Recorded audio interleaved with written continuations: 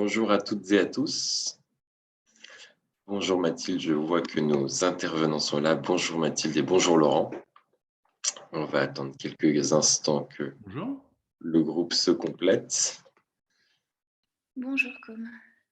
Bonjour Mathilde. Très bien, bon, on va peut-être commencer tranquillement et puis, comme d'habitude, le groupe va se compléter. Merci beaucoup d'être avec nous ce matin. Merci Mathilde et merci Laurent. Merci à tous de nous rejoindre pour cette avant-dernière masterclass de l'année sur le parcours management. On a décidé de se concentrer aujourd'hui sur la question de l'engagement des collaborateurs, qui est un enjeu évidemment central pour vous toutes et tous, impact ou non. Et pour ça, on a la chance d'accueillir du coup Mathilde Brière, qui travaille au sein du cabinet Résilience, qui est un cabinet qui accompagne les entreprises dans la transformation de leur organisation. Donc, c'est assez large, mais l'un des spectres, un des champs d'action et l'engagement des collaborateurs. Je vais te laisser, Mathilde, apporter plus de précision là-dessus, évidemment. Et puis, Laurent Gall, qui dirige le groupe Noblet, qui est un groupe qui fait de la location de véhicules, notamment de camions, et qui est engagé dans une démarche RSE d'amélioration de son impact. Et c'est dans ce cadre, dans cette démarche-là, que Laurent a pu travailler avec Mathilde sur la question de l'engagement de ses collaborateurs. Aujourd'hui, ça va être une session du coup un petit peu particulière parce qu'on va avoir la possibilité d'avoir un retour d'expérience de l'entrepreneur qui a été dans cette démarche-là et complété par la casquette de l'accompagnatrice du coup Mathilde. Je vais vous laisser, avant de commencer, je vois que peu à peu nous sommes de plus en plus, je vais vous laisser vous présenter un petit peu plus en détail. Je te laisse la main, Mathilde. Bien, bonjour à tous. Je suis absolument ravie d'être avec vous. Donc, moi, je suis psychologue sociale des organisations, docteur en sciences de gestion, et je me suis spécialisée notamment pendant mes études sur cette question en fait de l'interaction entre l'individu et son environnement du travail.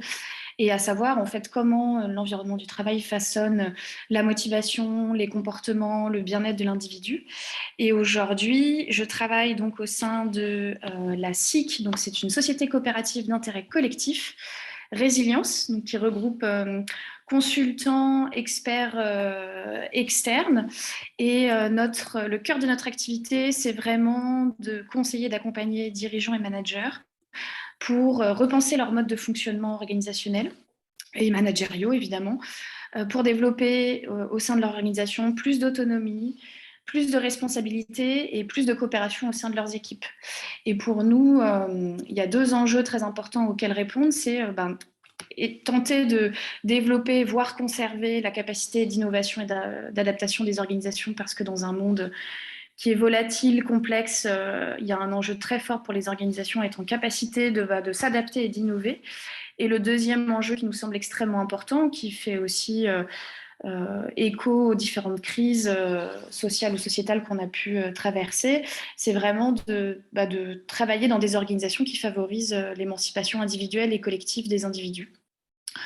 Au sein de Résilience, on a 5 grandes expertises sur lesquelles on travaille beaucoup dans les différents accompagnements. On va beaucoup travailler sur comment fait-on pour fédérer autour du sens et de la mission de l'organisation. Comment fait-on pour responsabiliser ces équipes, développer davantage d'autonomie, de prise de décision, de pouvoir au sein de différentes équipes? Comment on fait pour développer la coopération dans des équipes qui peuvent être parfois très silotées? Comment on fait pour favoriser l'équité entre les individus et maintenir un sentiment de justice? Et puis enfin, élément extrêmement important, comment on fait pour favoriser le soin et le soutien social qu'on donne aux individus, parce que bien évidemment, dans des organisations dans lesquelles on a plus d'autonomie et plus de responsabilité, eh bien, il faut absolument renforcer le soutien social, sinon évidemment c'est beaucoup plus compliqué.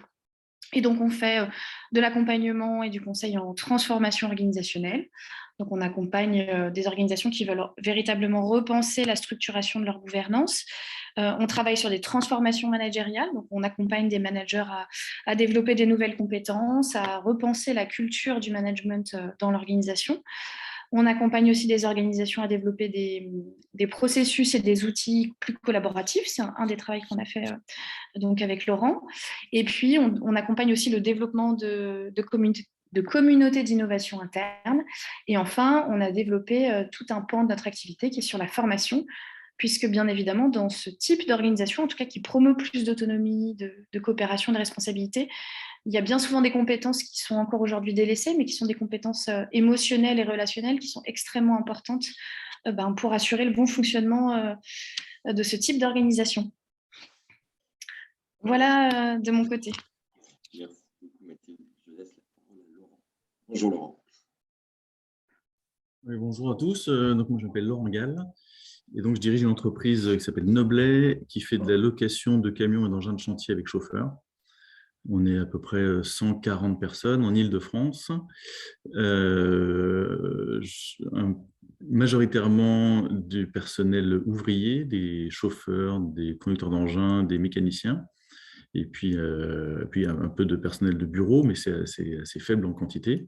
Je dis ça parce que c'est important dans la façon dont on va organiser le travail. Voilà, pour faire simple et rapide. Super, merci beaucoup. Alors, je vois qu'encore les gens nous rejoignent. Je pense que c'est important, on va un peu balayer tout le travail que vous avez fait ensemble. C'est important de parler du point de départ. Quel est le contexte qui vous a amené à travailler ensemble pourquoi avoir lancé cette démarche? Eh ben, ça vient. À la base, nous, on est une entreprise très pyramidale. En gros, je suis le chef, je décide, et puis en dessous, ça cascade. Et j'avais bien dans la tête que c'était pas exactement le système d'organisation managériale optimal. On va dire ça comme ça. Donc, c'est de là que ça part à la base. Et donc, on a commencé.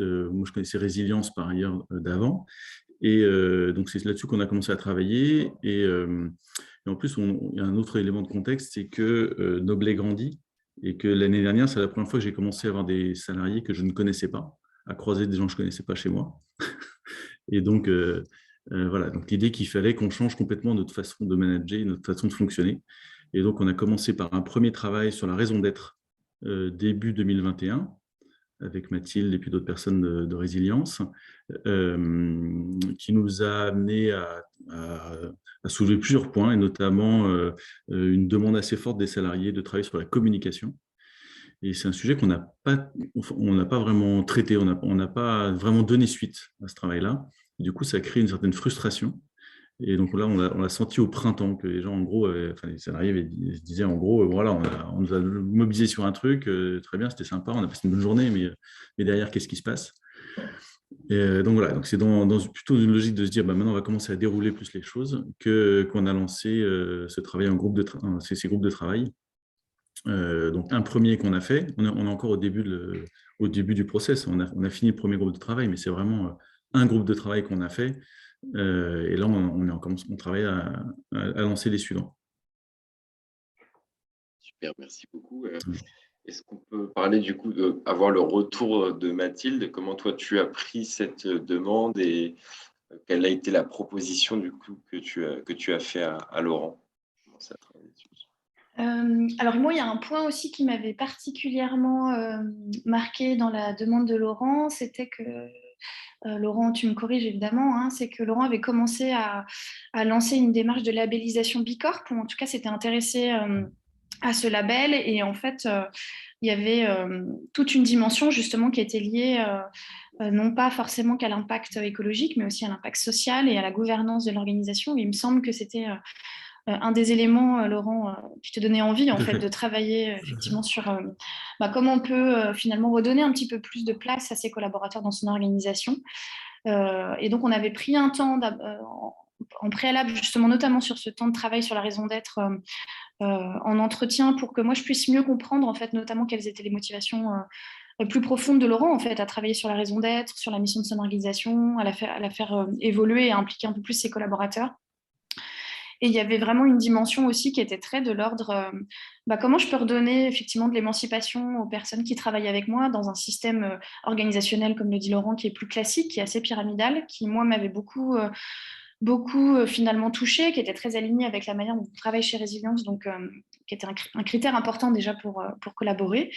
Et puis, en fait, il y a tout un tas d'éléments qu'on a regardés ensemble. C'est bien évidemment à quel type de population on s'adresse, quels sont les sujets sur lesquels ils sont susceptibles de travailler.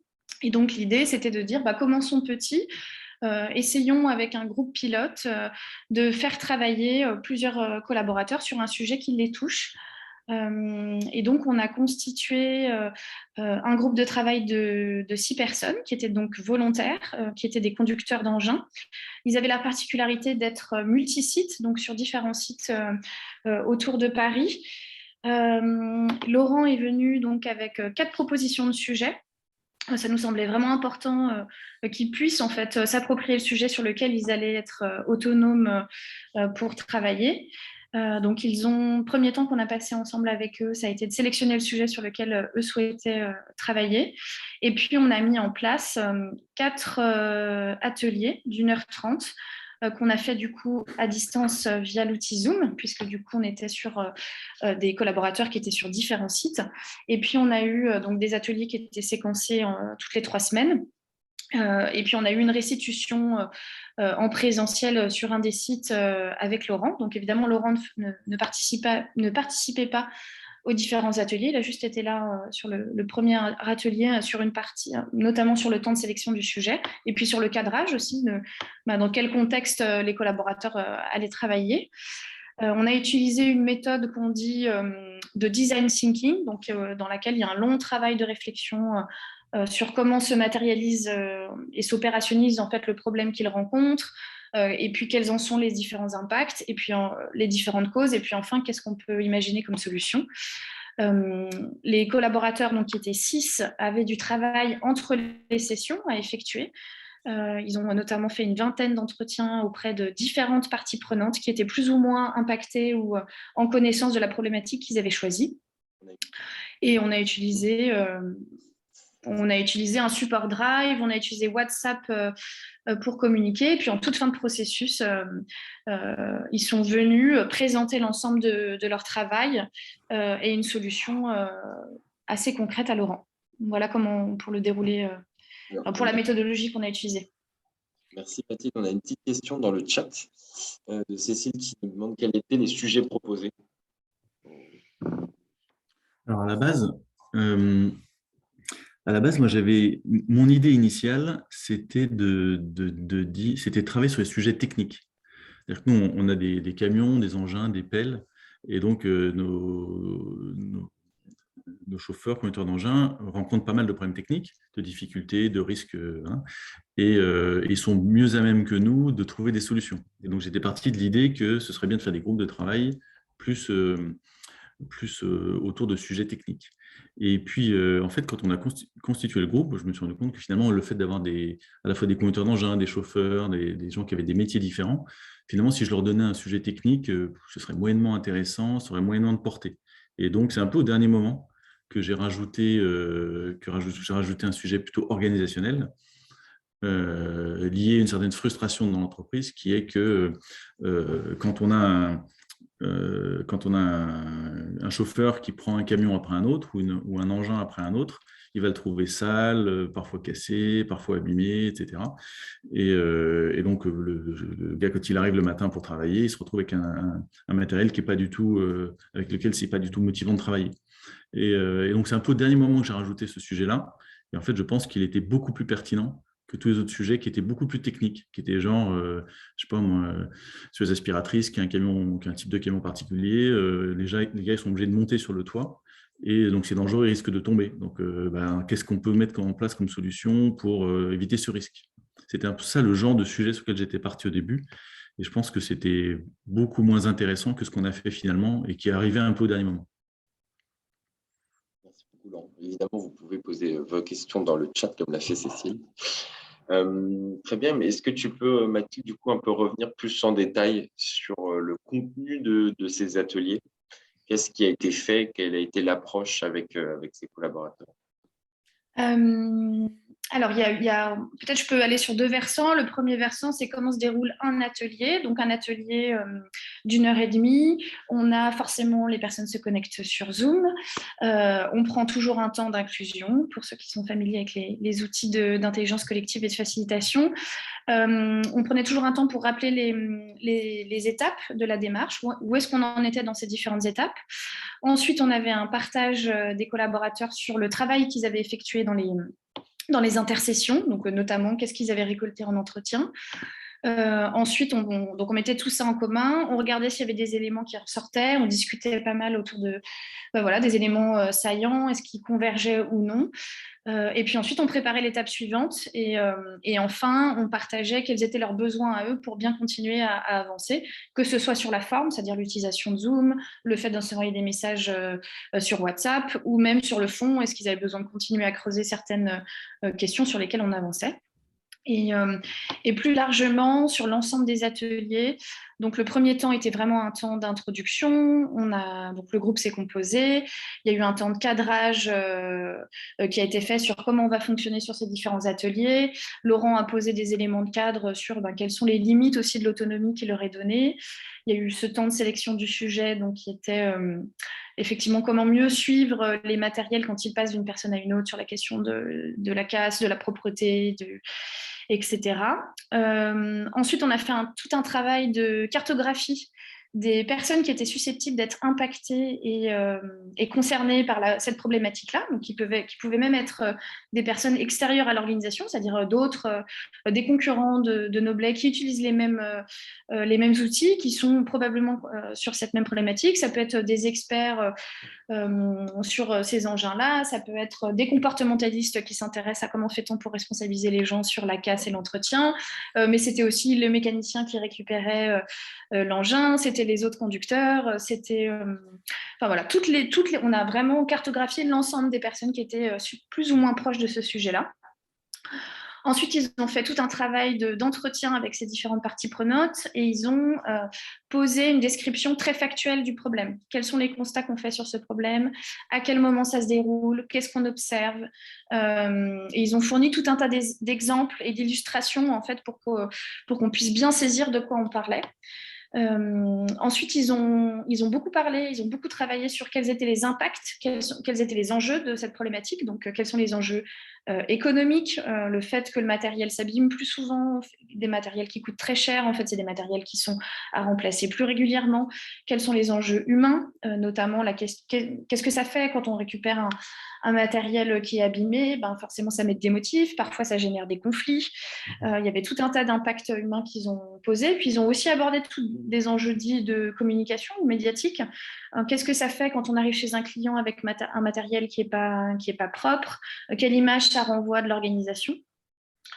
Une fois qu'ils ont posé ces éléments-là, là, on a eu vraiment un très long travail de description qui s'est voulu très exhaustive en fait, des différentes causes de cette problématique-là. Donc là, on est pareil, à travers des entretiens, se dire, mais en fait, pourquoi il y a cette problématique de passation de matériel qui est abîmé, non propre ou endommagé. Et donc là, ils ont commencé à récolter tout un tas d'éléments différents qui pouvaient être de l'ordre de le mécanicien n'a pas le temps de traiter autant de matériel, donc forcément, parfois, il revient dans les mains de nouveaux conducteurs. Ça pouvait être de l'ordre de, en fait, les personnes, il y a une prime automatique qui est déclenchée pour l'entretien de son engin quand on est conducteur. Donc, comme la prime est automatique, les personnes ne le font pas forcément. Voilà, il y avait vraiment une liste assez grande de causes qu'on a reliées les unes entre les autres. Ensuite, ils ont fait le choix l'idée, c'était qu'on ne pouvait pas travailler évidemment sur toutes les causes. Et donc, ils ont fait le choix de travailler sur celle qui leur semblait pour eux une cause importante qui avait un impact fort sur le fait que ce problème existe, mais aussi sur laquelle ils avaient une marge de manœuvre. Parce qu'évidemment, proposer des solutions sur un sujet sur lequel il y a peu de marge de manœuvre, c'était pas forcément aussi pertinent. Donc, ils se sont dit, on va travailler sur le fait que les informations ne remontent pas au niveau de la direction notamment et du matériel qui n'est pas entretenu. Et puis, sur une autre cause qu'ils identifiaient comme, en fait, les collègues, ils s'en fichent de nettoyer le matériel. Et donc là, on a fait un travail de reformulation de ces causes qui sont plutôt orientées problème vers une cause, une cause orientée solution. Et donc, ils se sont posé la question, comment fait-on pour responsabiliser et soutenir les collègues sur la remontée d'informations et sur l'entretien du matériel? Et là, a démarré un travail de créativité sur les différentes solutions possibles. Donc, on a utilisé des méthodes d'intelligence collective pour faire générer plein de solutions, qu'elles soient complètement farfelues ou pas. Mais l'idée, c'était vraiment de se dire, allons, partons dans quelque chose de pléthorique et essayons d'imaginer plein de choses. Et puis ensuite, évidemment, on a fait un travail plutôt de sélection des solutions qui semblaient les plus appropriées, les plus faciles à mettre en place. Et puis enfin, ils ont fait un travail d'argumentation sur pourquoi ces solutions sont appropriées au sein de Noblet, que ce soit, est-ce que c'est en lien avec la culture de Noblet, que ce soit sur les marges de manœuvre, enfin, pourquoi ces solutions leur paraissaient pertinentes. Et puis, c'est ce que je disais tout à l'heure, la dernière étape a été de présenter l'ensemble de ce travail à Laurent pour pas ne simplement dire, bah voilà, tu nous as proposé de travailler sur, enfin, on a travaillé sur un sujet qu'on a sélectionné parmi ceux que tu nous avais proposés, voilà la solution, mais aussi comprendre toute la logique en fait de pourquoi on en arrive à cette solution-là. Et donc ils ont présenté l'ensemble de ce travail qu'on a fait lors des différents ateliers. Merci beaucoup. Dans ce que tu as dit, il y a quelque chose que j'ai remarqué, c'est qu'en fait, ces collaborateurs-là étaient presque les seuls à pouvoir apporter des solutions parce qu'ils étaient près vraiment des problèmes en question, ils ont pu lister les causes. C'est quelque chose que n'aurait pas pu faire Laurent seul, c'est bien ça? Non. Je vais laisser répondre Laurent. Ouais. Non, parce que les solutions qu'ils ont proposées, donc c'est 3 solutions qui sont obliger les gens à faire des états des lieux quand ils prennent leur véhicule. Parce qu'une des choses qui est difficile, c'est si jamais quelqu'un prend un véhicule qui est abîmé, on va dire bah, c'est celui d'avant, non mais celui d'avant, il va dire non mais moi quand je l'ai pris, il était déjà abîmé, et on part dans une boucle infernale. Donc l'idée c'était de dire bah, chacun quand il prend un véhicule est obligé de faire un état des lieux, comme ça on sait jusqu'où on peut remonter. C'était de travailler sur les primes, et puis également de mettre en place une personne qui fasse des audits. Moi, ces 3 solutions, je les avais en tête. J'avais même déjà essayé de les mettre en œuvre. L'année d'avant, les états des lieux, enfin même pas qu'une fois, les états des lieux, on a essayé plusieurs fois de les mettre en place. Et donc en fait, sur le fond, les solutions, elles sont pas du tout, enfin, elles sont pas incroyables, quoi. Mais en revanche, ça vient d'eux. Et ça change tout. Ça change absolument tout. Et voilà. Et donc, je pense que l'élément qui a été important, ça n'a pas été tellement la qualité des réponses ou le contenu des réponses que vraiment le fait que, via le process, on a vraiment un point d'appui sur lequel on peut dire, ben voilà, voyez-vous vos collègues, voilà ce qu'ils ont dit. D'ailleurs, tout le monde est d'accord avec ce sujet-là. Moi, j'ai présenté en réunion plénière de l'ensemble des salariés exactement les slides qui m'avaient été présentés par le groupe de travail, sans du tout modifier. Il y a 2-3 endroits où je n'étais pas d'accord. J'ai dit, bah là, ils ont dit ça, bah moi, je ne suis pas tout à fait d'accord. Mais j'ai quand même présenté ce qu'ils avaient. Et du coup, ça permet vraiment de lancer une dynamique. Ce que j'avais, encore une fois, essayé de faire plusieurs fois, mais de façon très top-down, et donc avec un truc qui n'avait pas du tout fonctionné. Donc ça, c'est le premier point. Je voulais juste revenir sur un des éléments que Mathilde a dit. C'est qu'en fait, nous, j'ai insisté tout à l'heure sur le fait que c'est principalement des ouvriers, des gens qui sont sur des camions, sur des engins, et donc pas du tout des gens qui ont l'habitude d'être en réunion, qui ont l'habitude d'être en réunion Zoom encore moins. Et donc voilà, je pense que ça a été un challenge assez important de pouvoir les impliquer malgré cette barrière initiale. En fait. Très bien, merci beaucoup. On a une question dans le chat de Sébastien. Bonne question. Qu'auriez-vous fait si vous n'étiez pas d'accord avec les solutions proposées? Joker. Mais non, en fait, l'idée, c'est quand même de... Enfin, je pense qu'un des éléments clés, c'est de donner un cadre suffisant au départ pour que, de toutes les façons, on mette en place les solutions qu'ils proposent. Et donc, je pense que justement, il faut arriver à... Ça ne s'est pas présenté, mais moi, ce que j'avais prévu de faire, c'est d'essayer de prendre du recul par rapport à ça et de mettre en place ce qu'ils me proposaient. Mais je le dis d'autant plus facilement que ce qu'ils ont proposé, ça me correspondait bien. Et puis peut-être, on avait aussi anticipé cette position-là en se disant si c'était le cas et que vraiment Laurent était pas aligné du tout avec ce qui était proposé, l'idée ça aurait été de faire un aller-retour du coup entre Laurent et le groupe de travail, puisque là le groupe de travail travaillait sans Laurent, donc forcément on aurait pu imaginer que des solutions soient très différentes, mais l'idée ça avait été de se dire bon si vraiment ça avait été le cas, et que, entre guillemets, presque Laurent aurait été complètement déconnecté de ce qui se passait et le groupe de travail aurait proposé des solutions complètement hors sol, en fait, notamment peut-être d'un point de vue économique ou stratégique. L'idée, ça aurait été de faire un travail de convergence entre le groupe de travail et Laurent. Et ce travail de poser des cadres, des limites, je sais que c'est pas forcément quelque chose qui est fait dans le cadre du design thinking où justement on veut avoir un maximum d'idées sans se laisser de barrières. Comment est-ce que vous avez fait, enfin, comment est-ce que tu as fait toi pour donner le cadre de ce qui est possible, pas possible? Ça a été un travail qui a été fait dès le départ? Oui, bah c'est un travail que moi j'avais demandé à Laurent de faire, c'est-à-dire quelle est l'autonomie que tu donnes au groupe de travail. Est-ce que, par exemple, une question importante, c'est est-ce que dans ce travail qu'on va faire de design thinking, est-ce que tu souhaites qu'ils expérimentent un prototype, une solution, avant même qu'ils t'en parlent, ou est-ce que d'abord on t'en parle et puis ensuite on voit s'il y a une expérimentation? Donc c'était des éléments de cadrage qui étaient de cet ordre-là. Et puis, on mettait vraiment un point d'honneur au fait de travailler sur des solutions sur lesquelles ils avaient quand même des marges de manœuvre. Et c'était intéressant de voir que notamment sur la question de la prime, en fait, comme ils étaient quand même globalement assez responsabilisés, c'était des choses qui les impactaient. Il y a des moments, ils ont eu des solutions évidemment qui étaient très loufoques. Ils ont dit bon, la personne qui veut pas, de toute façon, on la met dehors, qui veut pas entretenir le matériel, etc. Mais d'eux-mêmes, au bout d'un moment, après avoir proposé plein de différentes solutions, ils se sont recentrés sur des solutions qui leur semblaient adaptées, justes, pertinentes. Donc je pense que c'était, voilà, il y avait aussi ces éléments entre guillemets de culture et de valeurs qui étaient importantes pour eux. C'était des éléments type comment on maintient l'équité. Ça, c'était quelque chose, un critère par exemple de décision qui était assez important. Voilà ce que je peux dire sur cette question-là. Laurent, si tu veux compléter. Peut-être en complément, c'est vrai que dans les solutions qu'ils ont proposées, il y en a deux qui ont un impact très fort. Il y en a une, c'est de mettre une personne en charge de l'audit des matériels. Donc là, ça veut dire, en gros, mettre une ressource.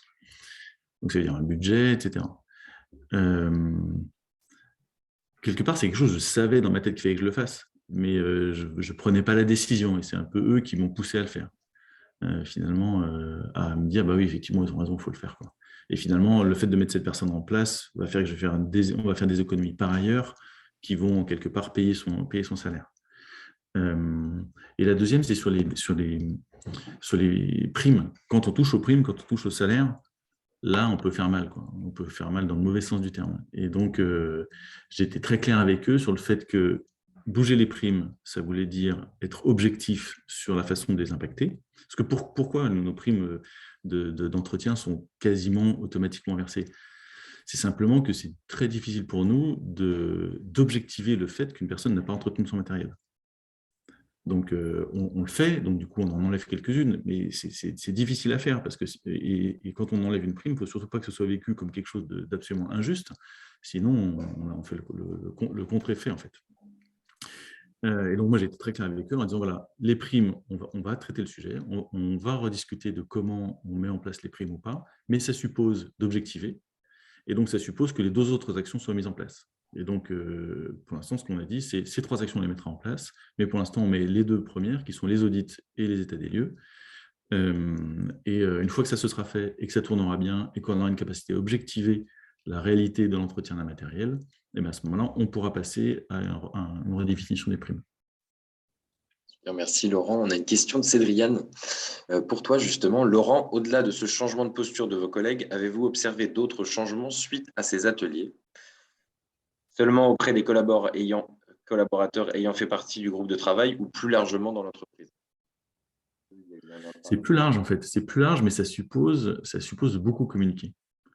Et oui, non, je reviens un peu sur ce que je disais tout à l'heure, c'est que ça a vraiment lancé un projet dans l'entreprise, quoi. Donc, c'est parti d'un petit noyau de gens qui avaient déjà une certaine implication dans l'entreprise, mais pas tous d'ailleurs, parce que certains, c'est un peu moi qui suis allé les chercher. Et ça a vraiment permis de lancer quelque chose, et donc ça a changé le comportement des gens, enfin ça a commencé à changer le comportement des gens, mais voilà, c'est plus une conséquence du fait du déploiement. Et d'ailleurs, quand il y a eu la restitution, à la fin, Mathilde leur a posé un peu, je ne sais plus comment c'était posé la question, mais en gros, Est-ce que ça vous a plu de participer à ça? Et on a deux des personnes qui ont dit c'était bien, mais en gros, le vrai test, c'est est-ce que ça va être mis en place. Si jamais, là, on s'est juste réunis pour se donner 2-3 trucs et qu'on ne les met pas en place, bon, on sera plus frustré que content. Voilà, je pense que toute la clé, elle est vraiment dans est-ce que derrière, on met en place ou pas. Je ne sais pas si ça répond à la question. Mais... Merci beaucoup. Et justement, c'est une question que je vais vous poser à tous les deux. Quels sont pour vous les facteurs de succès pour ce type d'atelier? Qu'est-ce qui va faire que ça va vraiment marcher, à la fois pour l'entreprise, que veut l'entreprise et les collaborateurs? Peut-être déjà de mon côté, plusieurs éléments que je peux donner. Quelque chose d'extrêmement important, c'est déjà de savoir s'adapter à son public. On ne fait pas monter en autonomie, en responsabilité de la même manière un ingénieur informaticien, par exemple, qu'un conducteur d'engin de chantier. Donc, je pense que forcément, la méthodologie qu'on va apporter, la manière dont on va faciliter le travail de ces groupes va dépendre forcément des profils, de la culture, de l'organisation dans laquelle on arrive. Et pour le coup, là, avec le groupe de travail, une condition de succès, c'est aussi vraiment d'alterner de la souplesse dans la facilitation, dans l'accompagnement du groupe de travail, mais aussi parfois de la fermeté. Et la nécessité de remettre du cadre, parce que c'est des collaborateurs qui sont parfois peu autonomes, ou comme le disait Laurent, qui n'ont pas l'habitude de travailler sur ces sujets, de travailler sans chef, qui va aussi proposer des solutions. Donc, c'était vraiment important, notamment là, d'alterner entre les deux, c'est-à-dire vraiment, il y a des moments remettre du cadre. Il y a un moment où ils étaient moins impliqués, où j'ai dû revenir un peu plus fermement vers eux et leur remettre le pied à l'étrier en disant vous êtes engagés, il faut y aller. Laurent, il attend quelque chose de votre part. Et voilà, c'était nécessaire à ce moment-là, par exemple. Il y avait ces deux éléments-là. Peut-être aussi, dans ce cadre-là, il y avait cette idée effectivement que c'est pas forcément facile de faire des groupes de travail à distance quand les personnes n'ont pas l'habitude d'utiliser les outils numériques, par exemple comme Zoom. Donc au début, il fallait vraiment prendre un peu de temps quand même pour qui s'habituent finalement à l'utilisation de Zoom. Et je pense aussi, élément qu'a partagé Laurent, qu'un élément qui va être important quand on met en place des groupes de travail autonomes, qu'on fait travailler sur des sujets assez concrets, c'est le bon équilibre en fait, dans la sélection du sujet. C'est-à-dire qu'il faut que ce soit un sujet qui soit proche des personnes, ça c'est extrêmement important. Là, on n'allait pas travailler, par exemple, sur un sujet stratégique, évidemment, mais il faut quand même que ce soit suffisamment engageant pour l'organisation. Il ne faut pas prendre un sujet qui n'ait pas de sens, comme par exemple, je ne sais pas, choisir la couleur de peinture des nouveaux locaux. Il faut que ça ait du sens quand même dans l'organisation, il faut que ça puisse avoir un impact pour que ce soit un sujet pertinent. Et enfin, dernier élément dont j'ai déjà parlé, mais il faut que les individus aient le sentiment d'avoir des marges de manœuvre. Si on leur demande de travailler sur un sujet ça ne dépend que de l'extérieur, du contexte économique ou que du chef, et en fait, nous, on ne peut rien faire, en fait, c'est souvent frustrant et ça ne va pas aider les individus à proposer des idées. Tout l'enjeu, c'est aussi ce que ça semble être, c'est vraiment faire reconnaître la voix. Il y a toute une question de reconnaissance pour ces employés-là, c'est ça, qui a été centrale, qu'il y ait un sentiment de reconnaissance chez eux, qui développe l'engagement par la suite. C'est un peu le nerf de la guerre, j'ai l'impression. Vas-y. Vas-y, pardon. Vas-y, Laurent, vas-y. Quoi. Effectivement, en fait, ça monte crescendo. C'est-à-dire qu'au début, moi, quand j'ai dit on va faire un groupe de travail, j'ai passé dire qui est candidat sur 140, on avait 3 candidats. Hein. Et puis, donc, il a fallu que j'aille les chercher, que je dise un tel, etc. Donc, au début, ils se disent qu'est-ce que ça va être. Après, on démarre, ils sont contents, puis après, c'est des réunions Zoom. Alors, il faut voir que nous, on est dans un métier où on facture des journées.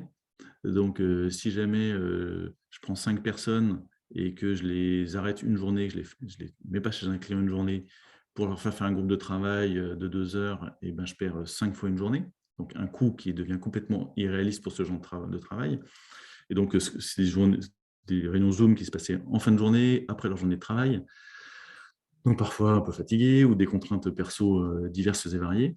Et donc, voilà, après, il y a eu une certaine démobilisation liée au fait qu'ils ne sentaient pas l'importance du truc. Et puis après, c'est quand Mathilde a vraiment insisté sur le fait que c'était important, et ensuite le fait que moi je les ai reçus, j'en ai reçu certains, que j'aurais resignifié le fait que c'était important.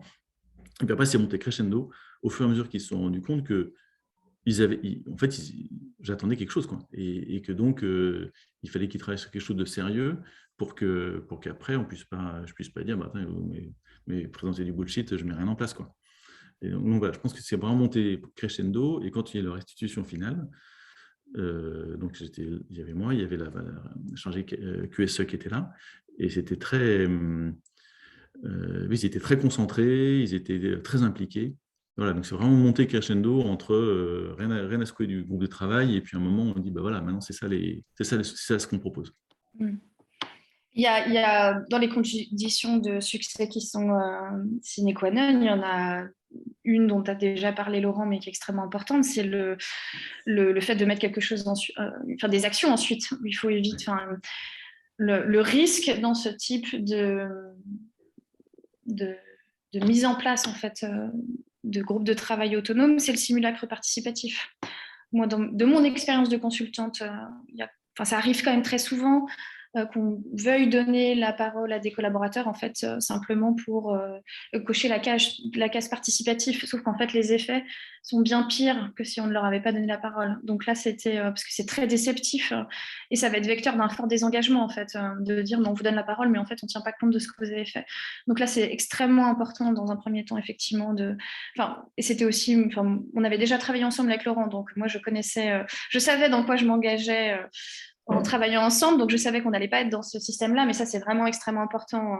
Savoir que si vous ne souhaitez pas réellement en fait tenir compte des avis qui vous ont été donnés, ne faites pas ça parce qu'en fait ça va avoir un effet inverse.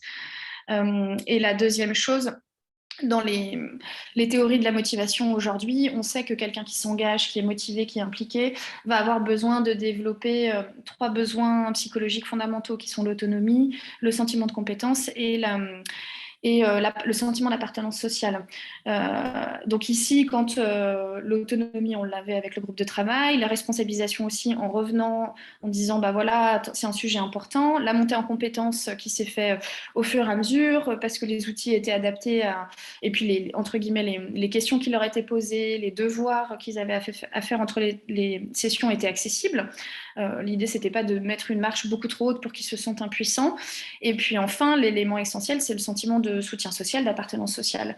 Et là, le fait que Laurent se montre disponible, le fait qu'il y ait ce groupe WhatsApp, on peut se parler, échanger si on a des difficultés, moi je me tenais à leur disposition, extrêmement important. Et effectivement, le fait ensuite que Laurent ait pris ce temps pour qu'il y ait une vraie restitution, qu'ensuite lui-même ait restitué la présentation telle qu'elle avait été faite par le groupe de travail, donc de manière transparente, pour effectivement valoriser l'implication et le travail qui a été fait, c'est extrêmement important. Puis on en discutait avec Laurent sur la suite, c'est de mettre un point d'honneur à valoriser justement le fait que le groupe de travail ait produit ça, que c'est pas sorti d'un chapeau comme ça, mais qu'il y a des gens qui se sont impliqués. Et effectivement, le jour de la restitution, on sentait qu'ils étaient extrêmement fiers du travail qu'ils avaient produit. Je veux revenir sur la question de tout à l'heure qui était qu'est-ce que vous auriez fait si vous n'avez pas été d'accord avec les solutions? Je pense que c'est ça le challenge. Moi, alors, ce que je me pose depuis tout à l'heure comme question, c'est est-ce que sur ce groupe de travail, ils auraient pu apporter des idées avec lesquelles je n'étais pas d'accord? J'ai l'impression que c'est dans le cadrage au départ que ça se passe. Et un peu comme disait Mathilde, c'est si jamais on leur fait faire un bon travail d'analyse du problème, parce que eux, ce qu'ils voulaient, c'était tout de suite aller à la solution. Et Mathilde n'a pas arrêté de leur dire non, on revient aux sources du problème, on revient à la cartographie des acteurs, etc. Est-ce que s'ils font ça, ils peuvent être amenés à sortir quelque chose avec lequel je ne suis pas d'accord? C'est une bonne question. Bonne question. Le prochain thème sur lequel j'ai l'idée de les faire travailler, parce qu'en fait, voilà, on se pose la question des prochains, c'est par exemple, c'est un des sujets, donc nous, les chauffeurs, ils sont sur un chantier avec un camion, par exemple, et sur un chantier, il y a besoin d'une pelle. Ils se rendent compte qu'il y a besoin d'une pelleteuse ou qu'il y a besoin d'un autre camion, et donc ils vont faire en sorte de faire du commercial pour placer notre matériel. Aujourd'hui, on a la reconnaissance de leur dire bravo, merci, c'est gentil. Et en fait, on se rend compte que ceux qui font ça naturellement le font facilement, ceux qui ne le font jamais, ils le font de toutes les façons jamais, et puis qu'il y a tout un groupe, tout un intermédiaire de gens qui le font pas, mais si on leur disait allez-y, et qu'on les motivait un peu à ça, ils le feraient. Je pense que pour nous, ce serait un élément très important. Typiquement, je veux lancer un groupe de travail là-dessus, sur comment reconnaître l'effort commercial. Et c'est vrai que là-dessus, il faudra que je cadre très clairement les enjeux financiers, parce que si par exemple ils ressortent en disant il suffit de donner 10% de la vente au collaborateur qui a généré la vente, ouais, enfin, nous, si on fait ça, enfin, on met la clé sous la porte. Donc je pense que dans un sujet comme ça, il y aurait moyen qu'ils sortent des solutions qui ne me vont pas du tout. Et donc c'est à moi de vraiment cadrer en amont, je pense, en disant voilà les limites de ce qui est acceptable. Par exemple, via un budget ou via je sais pas quoi. J'avais une question sur les relations entre les collaborateurs et les relations avec le ou les dirigeants. Je sais que j'avais vu une statistique il y a quelques jours qui disait que 75% des gens qui quittent leur emploi ne quittent pas leur emploi, mais plutôt leur chef. Est-ce qu'il y a eu un impact sur les relations? Alors, c'est peut-être difficile aussi de le voir, mais est-ce qu'il y a eu un impact sur les relations avec les collaborateurs ou entre les collaborateurs? L'ambiance de travail, plutôt. Je ne saurais pas dire, c'est trop récent. La restitution, c'était juste avant Noël. Et là, on met en place, vraiment les actions, donc je ne saurais pas dire. Moi, j'ai le sentiment que c'est un sujet de fond qui faisait mal à tout le monde depuis longtemps, et que donc le fait de le traiter, déjà d'annoncer qu'on traite et de montrer qu'on traite, les choses sérieusement, j'ai l'impression que déjà ça a un impact. Après, faudra voir dans le temps. Bien, merci beaucoup. Et j'ai une petite dernière question pour vous deux. Tu as parlé, Mathilde, des limites, des risques. Est-ce qu'il y en a d'autres? Quels sont les points de vigilance que tu pourrais donner à nos participants qui souhaiteraient mettre en place ce type d'atelier? Alors, je pense qu'il faut faire le lien aussi avec les conditions de succès, mais vraiment s'adapter au profil de personnes, s'assurer, enfin voilà, être soi-même, quand même bien prendre du recul sur dans quelle mesure en fait j'ai envie véritablement de tenir compte en fait de ce qui va être monté et que je suis capable d'entendre des choses qui peuvent être peut-être différentes de ce que j'espérais. Ça, je pense que c'est une vraie question sur laquelle se pencher quand on encadre des collaborateurs. Dans les points de vigilance, je pense aussi que, en l'occurrence, là, nous, on avait des personnes qui n'étaient pas du tout habituées à la facilitation d'intelligence collective, qui n'étaient pas habituées à des réunions distancielles. Donc, on s'est quand même posé la question, est-ce que finalement, on ne repasse pas sur du présentiel? Finalement, à la fin, quand on leur a posé la question, non, ils disaient, c'était pas facile, mais en fait, ça s'est bien passé. Puis, ils préfèrent rester multisite et être en distanciel. Autre élément, je pense, important quand on veut mettre ça en place, donc effectivement, très important de réfléchir au cadre, aux limites en fait, de l'autonomie qu'on donne à ces personnes-là. Et je pense aussi que c'est important, en tout cas dans un premier temps, souvent quand on n'est pas habitué par exemple à ce type de méthode, de prendre des facilitations externes, d'éviter toute forme de subordination, de lien hiérarchique entre le groupe de travail et la personne qui accompagne le groupe de travail, parce que forcément il y a plein de biais. Il va y avoir peut-être plus de difficultés à prendre la parole, à s'exprimer dans un groupe. Donc, je pense que c'est important voilà, de souvent faire appel à quelqu'un d'extérieur à l'organisation pour accompagner ces sujets-là. Et puis, évidemment, ça nécessite aussi un gros travail de réflexion sur la méthodologie qui va être mise en place en fonction de l'objectif qui est visé. Là, nous, on parle d'un exemple qui est très spécifique, mais il y a quand même plein de façons de faire différentes. Je pense que c'est vraiment ces points-là qui sont importants. S'interroger soi-même sur sa capacité voilà, à être confronté à autre chose, bien faire attention à la population qu'on a face à soi et puis adapter la méthodologie et utiliser quelqu'un plutôt d'extérieur en fait, pour accompagner le déploiement du groupe de travail. Je pense que l'élément extérieur est important. Surtout, nous, on a comme j'ai dit un peu en introduction, nous, on a un historique un peu plutôt pyramidal et hiérarchique. Donc, si je prends le chef des gars pour dire vas-y, mets en place un groupe de travail, je ne suis pas sûr que ça se passe très bien. Enfin, ça se passera bien, il n'y aura pas de bruit. Hein. Oui, d'ailleurs, je pourrais vous mettre en lien avec Mathilde si ça vous intéresse d'en discuter. J'avais une question dans le chat de Sébastien. Avez-vous ou projetez-vous d'avoir une raison d'être, ce qui peut permettre de fédérer, aligner sur l'intérêt collectif dans ce type de travaux? En fait, c'est par ça qu'on a commencé il y a 1 an. On avait fait, déjà avec Mathilde et avec d'autres personnes de résilience, on avait fait déjà une journée de travail sur la définition d'une raison d'être. Parce qu'effectivement, au début, j'étais parti sur l'idée de commencer En fait, au tout début, ça vient effectivement de Bicorp. Donc, nous, on est très, très engagés sur le sujet environnement. Je m'étais dit, tiens, on va se lancer dans Bicorp. Et puis, quand j'ai fait le questionnaire Bicorp, je me suis rendu compte que sur l'environnement, il n'y avait aucun problème. Mais que sur tout ce qui était gouvernance et les sujets liés à ça, on était plutôt pas spécialement en avance, quoi. Et donc, c'est comme ça qu'on est parti. Et dans Bicorp, ils disent, est-ce que vous faites un questionnaire auprès de vos employés?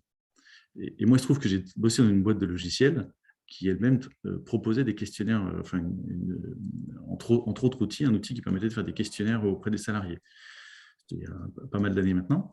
Et je me dis, merde, c'est dingue, c'est quelque chose que j'ai proposé à des clients pendant des années, et puis là, je me rends compte que finalement, j'aurais toujours dit que c'était hyper important, et là, je me rends compte que je ne me l'applique pas à moi-même. Donc, on va faire ça. Et donc, je me lance à me dire, tiens, on va faire un questionnaire. Et puis là, dès qu'on se pose la question de qu'est-ce qu'on va poser comme question, tout de suite, on en arrive à, en gros, ça sert à quoi ce que je fais? Et donc, finalement, ce questionnaire un peu arrivant de nulle part n'avait pas de pertinence vraiment intéressante. Et c'est comme ça que j'en suis arrivé à me dire, non, mais il faut aller vers une logique managériale différente qui commence par la raison d'être. Et voilà, donc c'est tout ce process qui nous a amené à la raison d'être. Et ensuite, maintenant, on décline une modification progressive de notre style de management. Très bien. Merci beaucoup, Laurent. Merci beaucoup, Mathilde, également. Je n'ai pas d'autres questions de mon côté. Je vais donc clôturer cette session. Merci beaucoup, encore une fois, aux participants pour vos questions. Nombreuses dans le chat, et Mathilde et Laurent, d'ailleurs, si ça vous intéresse, je réitère, si ça te va, Mathilde, de faire des liens si jamais ça vous intéresse d'en rediscuter avec Mathilde. Absolument. Merci beaucoup à tous. Merci. Merci de nous avoir invités, Com. Bonne journée. Au revoir.